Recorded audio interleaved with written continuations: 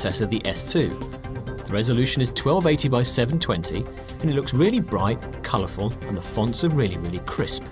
It's running Android Ice Cream Sandwich, which as usual has been heavily customised with Samsung's TouchWiz interface. Now, one of the things Samsung is pushing here is the camera.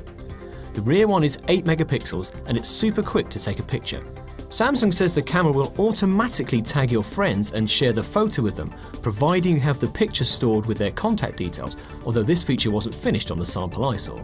What was working was the burst mode, which lets you take up to 20 photos in one go, and something called Select Best Shot, which takes 8 photos and recommends the best one. Elsewhere, you can record 1080p videos and take still pictures simultaneously, although only at 6 megapixels here. At the front is a 2 megapixel camera, which works with something called Smart Stay to keep the screen from dimming while you're looking at the phone.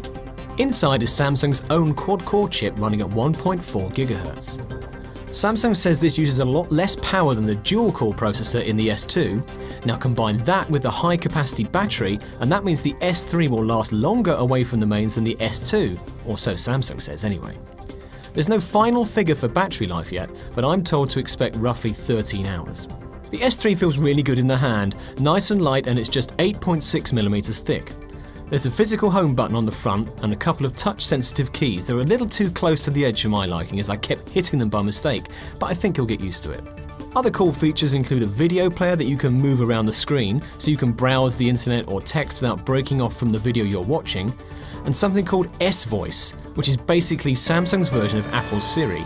So you can say, "What's the weather like today?" and the phone will go away and find out.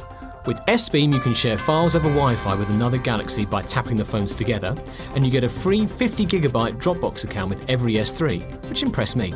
It will come in 16, 32 and 64 gig versions, and there's also a micro SD slot for a further 64 gig of memory if you need it. But the best thing of all for me is the removable battery, so if it dies you can replace it with a new one, unlike many other high-end phones at the moment. The HSPA version of the S3 is going to be available in Europe first towards the end of May, then in the other countries that use the GSM standard afterwards.